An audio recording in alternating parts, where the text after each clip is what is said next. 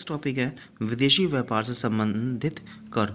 विदेशी व्यापारियों से हमें कौन कौन से कर विदेशी माल के आयात एवं विदेशों के स्वदेशी माल के निर्यात पर कर लेने की प्रथा प्राचीन काल से चली आ रही है। प्राचीन काल से ये कर राज्य की आय में वृद्धि करने के उद्देश्य से लगाए जाते हैं, परंतु वर्तमान समय में इन करों को लगाने के उद्देश्य हैं आयात को नियंत्रित रखना, देश के उद्योगों को संरक्षण प्रदान करना, देश के कच्चे माल को निर्यात किए जाने से रोकना, निर्मित माल के निर्यात को प्रोत्साहित करना, देश को स्वावलंबी बनाना और देश को औद्योगिक विकास करना।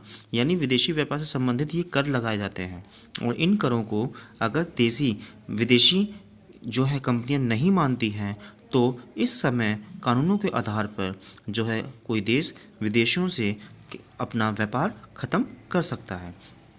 सरकार द्वारा लगाए जाने वाले कर, आयात कर, निर्यात कर। आपको पता है कि जब विदेशों से माल आयात किया जाता है तब सरकार आयात होने वाले माल पर जो कर लगाती हैं उसे आयात कर कहते हैं। ये निर्धारण देश की स्थिति के अनुसार किया जाता है। निर्यात कर स्वदेश से बाहर भेजने वाले माल पर सरकार जो कर लगाती है उसे निर्यात कर कहते हैं। निर्यात कर की दर का निर्धारण समय अनुसार किया जाता है।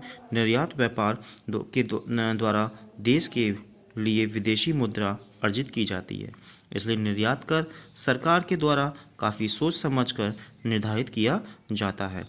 आयात एवं निर्यात कर लगाने की विधियां कौन कौन सी होती हैं? यानी मूल्य अनुसार कर, एड वैलोरम ड्यूटी। जब सरकार वस्तु के मूल्य के आधार पर कर लगाती है तब ऐसे मूल्य अनुसार कर कहते हैं। जैसे यदि सरकार किसी वस्तु के निर्यात और आयात पर 50% मूल्यानुसार कर लगाए तथा यदि 1,00,000 रुपये का माल आयात अथवा निर्यात किया गया है तो उस माल पर कर के रूप में 50,000 रुपये चुकाना होगा। 1,000 रुपये का 50% का टैक्स लगा देती है 50% का, तो उसे 500 देना पड़ेगा। 1,00,000 पे लगाएगी तो 50,000 यानी 25 लगाएगी। 1,000 पे 25% लगाती है तो 250 रुपये चुकता करना पड़ेगा। मात्रा अनुसार कितनी मात्रा है? जब सरकार विदेशों को भेजे जाने वाले माल पर या विदेशों से मंगाए जाने वाले माल पर तौल नाप के अनुसार कर लगाती है तब ये मात्रानुसार कर कहा जाता है। परिणाम के अनुसार प्रति क्विंटल, प्रति टन आदि की दर से इस कर का निर्धारण हो जाता है। आगे कह रहा है सरकार के द्वारा कर लगाने के उद्देश्य कौन कौन से हैं? अधिमान्य कर। जब किसी विशेष देश से आयात होने वाले माल पर कर की दर अन्य देशों से आयात होने वाले माल पर लगाए गए कर की अपेक्षा कम होती है तब इसे अधिमान्य कर कहा जाता है। यानी कम आयात करना और कम उस पे क्या है कर लगाना, ठीक है, ये अधिमान्य कर होता है। संरक्षण कर, प्रोटेक्टिव ड्यूटी। इस प्रकार के कर लगाने का मुख्य उद्देश्य देश के उद्योगों को विदेशी प्रतिस्पर्धा से संरक्षण प्रदान करना होता है। ऐसे करों की आवश्यकता अपने देश की औद्योगिक संस्थाओं को उन्नति करने के लिए होती है।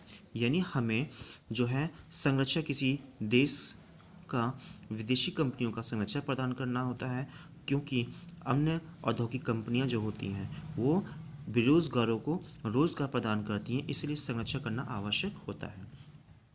आयगत कर कभी कभी सरकार के द्वारा अपनी आय में वृद्धि करने के उद्देश्य विदेशों से आने वाले या विदेश को भेजे जाने वाले माल पर कर लगाया जाता है। ऐसे कर को आयगत कर कहते हैं। यानी मान के चलिए एक फिक्स टैक्स निर्धारित कर दिया गया है कि 50% है, लेकिन यदि कोई देश, जिस देश ने ये कर निर्धारित किया है, फिक्स टैक्स लागू किया है, वो उसमें कमी भी कर सकती है और बढ़ोतरी भी कर सकती है आने और जाने पर। उत्पादन कर, देश की मिलों में उत्पादित होने वाले माल पर सरकार जो कर लगाती है उसे उत्पादन कर कहते हैं। कर की मात्रा उत्पादन की मात्रा पर निर्भर करती है। जिन वस्तुओं पर यह कर लगाया जाता है प्रातः वे दैनिक व्यवहार की वस्तुएं होती हैं, जैसे चाय, चीनी, कपड़ा, दिया सलाई, कागज़ आदि। यानी ये सारे के सारे ऐसे मादक पदार्थ हैं जो उत्पादन कर होते हैं, जिसको हम एक्साइज ड्यूटी कहते हैं। यानी जो हमारे खाने पीने रोज़मर्रा की ज़िंदगी में निर्धारित होते हैं, उस पर हम एक्साइज ड्यूटी कहते हैं। आयात निर्यात कर उपयुक्त ढंग से सरकार के द्वारा जो भी कर लगाए जाते हैं उनकी एक तालिका बनी होती है। इस तालिका में कर की दर का पूरा विवरण दिया जाता है। इस तालिका को ही आयात निर्यात कर कहते हैं। यानी आयात और निर्यात कर की जो सुनिश्चित किए गए हैं उनकी एक लिस्ट दी जाती है कि आप इस लिस्ट के आधार पर आपके ऊपर कर लगाया जाएगा, आपकी वस्तुओं के ऊपर कर लगाया जाएगा। यानी आयात करने वाली और निर्यात करने वाली। यानी आपने आयात किया कम टैक्स में और निर्यात कर दिया अधिक टैक्स में। 25 पे आयात किया और 50 पे कर दिया निर्यात, तो आपको कितने का प्रॉफिट होगा? 25% का प्रॉफिट होगा। वही विदेशी चुंगी गृह यानी सरकार के द्वारा आयात निर्यात करों की वसूली जिस सरकारी संस्था के द्वारा की जाती है उसे विदेशी चुंगी गृह कहते हैं। इन कार्यालय प्रत्येक बंदरगाह और हवाई अड्डों पर होते हैं। इस संस्था के अधिकारियों द्वारा आयात होने वाले और निर्यात किए जाने वाले माल पर निर्धारित कर वसूल किया जाता है। इस संस्था के द्वारा विदेशों से आने वाले अथवा जाने वाले माल की जांच भी की जाती है, क्योंकि कुछ वस्तुएं ऐसी भी होती हैं जिनके आयात या निर्यात की आज्ञा नहीं होती। इस विभाग के अधिकारी जहाज़ों पर जाकर माल खुलवाकर निरीक्षण करते हैं। यही जो कस्टम ड्यूटी होती है, कस्टम अधिकारी जो होते हैं, आपको देखा होगा एयरपोर्ट पे सीमाओं पे होते हैं, चेक होते हैं, तो ये मालों को चेक करते हैं खुलवा कर कि कहीं इस माल में कोई ऐसी गड़बड़ी तो नहीं है कि माल में कोई चीज़ जो है छुपा कर तो नहीं ली जाती है। तो ये अधिकारी उन मालों को खुलवा कर भी उसका चेक करते हैं। पारगमन कर क्या होते हैं? यानी ये कर किसी एक विशेष क्षेत्र से गुजरने वाले व्यापारी पर लगाए जाते हैं। अंतर्राष्ट्रीय आर्थिक सहयोग की भावना में वृद्धि के साथ साथ इन करों का महत्व घटता जा रहा है।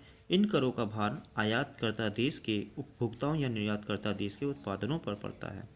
इसका निर्धारण दोनों देशों की मांग एवं पूर्ति की सापेक्षिक शक्तियों के द्वारा होता है। यानी ये बात कही आर्थिक अंतर्राष्ट्रीय जो आर्थिक सहयोग है, अब तो ये कम होता जा रहा है, क्योंकि उपभोक्ताओं जो हैं, जो निर्यातकर्ता जो देश होते हैं, उन पर उत्पादक का प्रभाव ज़्यादा पड़ता है। क्योंकि कोई विदेश कंपनियां किसी देशों में जाती हैं तो उस पर निर्भर करती हैं, अपने ऊपर उन सभी देशवासियों को निर्भर बनाने के लिए प्रेरित करती हैं। सपोज दैट कि आप विदेश से आए और आपने अपने ज़िले में, अपने गांव में कोई कंपनी खोल दी, तो आप क्या करेंगे? उस कंपनी में सभी को रोजगार देंगे। यदि वो कंपनी किसी समय अनुसार बंद हो जाए तो जो उसमें कार्य कर रहे हैं कर्मचारी रोजगार वो क्या हो जाएंगे? एक निश्चित समय के बाद बेरोजगार हो जाएंगे। तो वही पारगमन कर कहा जाता है कि आप इस पर निर्भर तो हो रहे हैं, लेकिन इसका सहयोग भी करना आवश्यक होता है। धन्यवाद। आप सभी बच्चों को ये रिक्वेस्ट कर रहा हूँ, जितने भी मैंने टॉपिक दिए हैं, जो टॉपिक समझाया है, और आपकी इन टॉपिकों का फ़ोटो जो सेंड की गई है, सिर्फ टॉपिक के अनुसार आप उसको नोट करें। जो भी समस्या आ रही हो उसको आप पूछें बेहिचक किसी भी टाइम, बस मैसेज कर दें, आपके क्वेश्चन का जवाब मिल जाएगा। लेकिन हाँ, रिप्लाई करना नहीं भूलिएगा। Thank you.